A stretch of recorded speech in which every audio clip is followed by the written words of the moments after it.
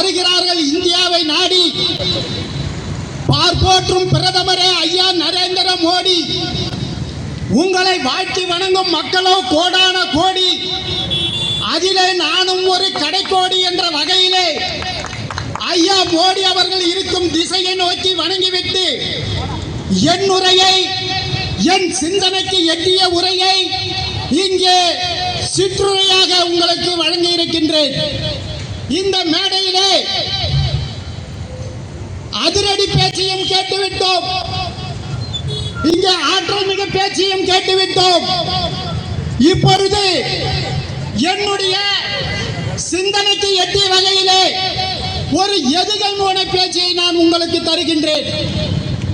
இங்கே பாரத பிரதமருடைய சாதனை விளக்க பொதுக்கூட்டம், இந்த திருமுனை கூட்டம் பாரத பிரதமர் சாதனையை பாராட்டி பேச வேண்டும்.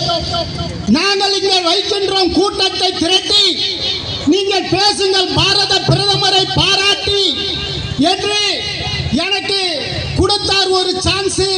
அவர்தான் அண்ணன் சான்ஸ். அவருக்கு இந்த நேரத்திலே என்னுடைய வணக்கத்தை தெரிவித்துக் கொண்டு அனைத்து பேர்களையும் சொல்லாவிட்டாலும் இங்கே வந்திருக்கக்கூடிய அனைத்து தாமரை சொந்தங்களுக்கும் என்னுடைய இரவு நேரத்தை தெரிவித்துக் கொள்கின்றேன். இந்த சாதனை விளக்க கூட்டம், இந்த சாதனையை மட்டும் பற்றி பேசினால் போராது, திமுகவால் மக்கள் படும் சோதனை பற்றியும் நாம் பேச இருக்கின்றோம். சாதனை என்று சொன்னால் பாரத பிரதமர் அவ்வளவு எளிதாக சாதாரணமாக ஒரு திட்டங்களை அறிவிப்பது இல்லை.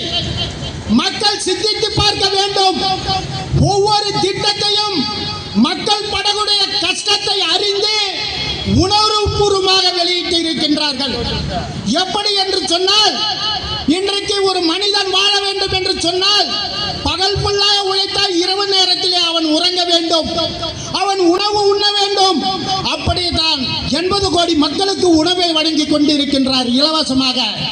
இன்றைக்கு ரேஷன் கடையிலே கொடுக்கக்கூடிய உணவுகள், இலவசமாக தரக்கூடிய அரிசிகள் நம்முடைய பாரத பிரதமர் வழங்கக்கூடிய ஒரு திட்டம். அது மட்டுமல்ல, கொளுத்தும் வெயிலானாலும், கொட்டும் மழையானாலும், குளிர் வீசும் காற்றானாலும் வீதிதான் எங்கள் வீடு என்று வாழ்ந்த மக்களுக்கு இன்றைக்கு வீடு கட்டி கொடுப்பவர் நம்முடைய பாரத பிரதமர் அவர்கள். அது மட்டுமா, இங்கே ஐயனார் பேசும்போது சொன்னார், கக்கூசில் கூட ஊழல் புரிகின்றான் திமுக காரன் என்று சொன்னார். ஆம், அந்த கழிப்பறையில் ஊழல் புரிகின்ற ஆட்சி திமுக ஆட்சி.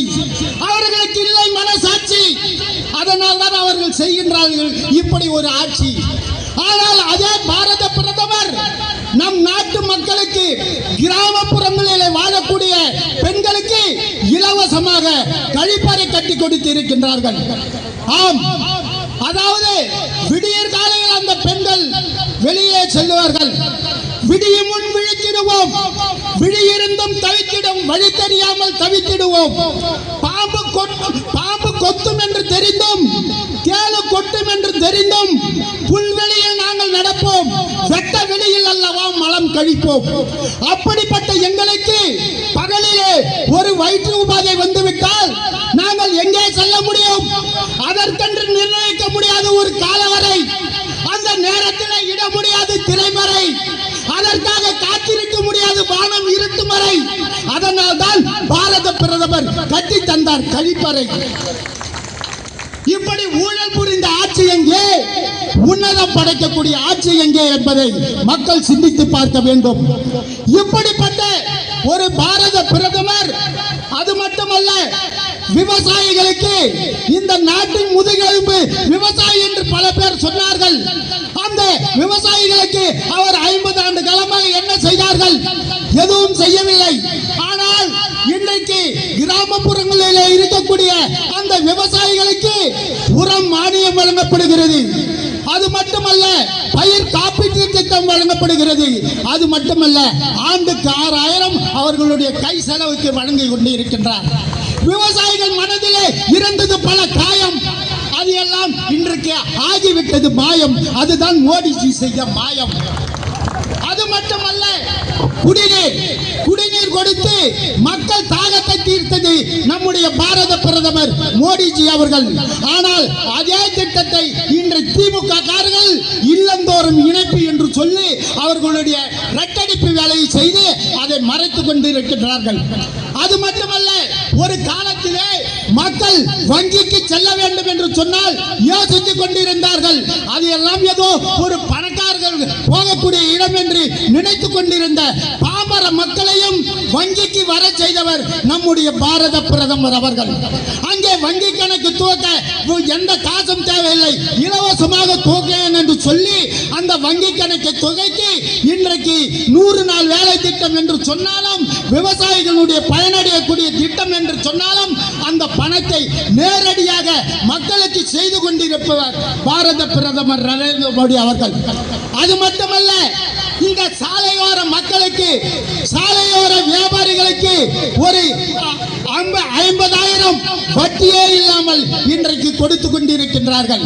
அது மட்டுமா, முத்ரா லோன் என்ற அடிப்படையில் அந்த திட்டத்தின் மூலம் 20 லட்சம் வரை குறைந்த வட்டியிலே பணம் கொடுக்கின்றார்கள். இந்த திட்டத்தை மோடிஜி அவர்கள் எதற்காக செய்தார், ஏன் செய்தார்? நான் முன்னரே சொல்லியது போல அவர் அணுவணுவாக இந்த மக்களை சிந்தித்ததால் அந்த திட்டத்தை கொண்டு வந்தார்கள். ஏன் என்று சொன்னால், இந்த சாலையோர வியாபாரிகள் ஒரு பூக்கடையோ, ஒரு டீ கடையோ, ஒரு பங்கடையோ வைத்திருப்பவர்கள் ஒரு 5,000 வேண்டும் என்று சொன்னால் வெளியிலே கடன் வாங்குவார்கள், வட்டிக்கு வாங்குவார்கள். அந்த வட்டியை கட்ட முடியாமல் அவர்கள் மேலும் மேலும் வட்டி கட்டி கொண்டிருப்பார்கள். யாரும் கடன் வாங்கும் போது கட்ட முடியாது என்று வாங்குவதில்லை, சூழ்நிலை கட்ட முடியாது. அதையெல்லாம் உணர்ந்து பார்த்தவர் பாரத பிரதமர் மோடி அவர்கள். எப்படி என்று சொன்னால், ஒரு வட்டி என்று எடுத்துக்கொண்டால் தின வட்டி, வார வட்டி, மாத வட்டி, போக வட்டி, மீட்டர் வட்டி, கந்து வட்டி, இப்படி பலதரப்பட்ட வட்டி பாமரை மக்களை எடுத்தது வாட்டி. அக்கம் பக்கத்தினர் சிரித்தார்கள் கை கொட்டி. அதனால் ஆனது பல குடும்பங்கள் வாழா வெட்டி. இதையெல்லாம் ஒன்று திரட்டி அதற்கென்று ஒரு சட்டத்தை தீட்டி அந்த கொடுமைகள் எல்லாம் வைத்தாரு நம் பாரத பிரதமர் மோடிஜி பூட்டி. அதனால் தான் இன்றைக்கு ஏழை மக்கள் வரவேற்கின்றார்கள் கை தட்டி.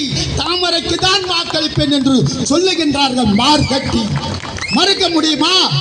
இப்படிப்பட்ட ஒரு கட்சி, ஒரு பாரத பிரதமர், ஒரு பாரதிய ஜனதா கட்சியை பார்த்து இங்கே இருக்கக்கூடிய, தமிழகத்தில் இருக்கக்கூடிய திமுக கட்சிகள் மதவாதம் என்று சொல்லுகின்றார்கள். எந்த மதத்தை பார்த்து அவர் திட்டத்தை தீட்டினார்? இன்னைக்கு மலிவு விலை மருந்தகம் திறந்து வச்சிருக்காங்க, குறைஞ்ச விலையில மருந்தகம் தராங்க. யாராவது கிறிஸ்டின் முஸ்லிமுக்கு இல்லைன்னு சொல்றாங்களா? இல்ல கழிப்பறை திட்டம் இல்லைன்னு சொல்லிட்டாங்களா? எதையும் இல்லை என்று மதம் பார்த்து வைத்தார்களா? இல்லை, அனைத்து தரப்பு மக்களுக்கும் அவர்தான் பிரதமர். அப்படிப்பட்ட கட்சியை பார்த்து இவர் சொல்கின்றார்கள் மதவாதம். இது மதவாதமா? அல்ல, அவர்கள் பிடிப்பது பிடிவாதம். அவர்களை எதிர்த்து நாம் செய்ய வேண்டும் வாதம். நாமும் படிக்க வேண்டும் பகவத்கீதம்.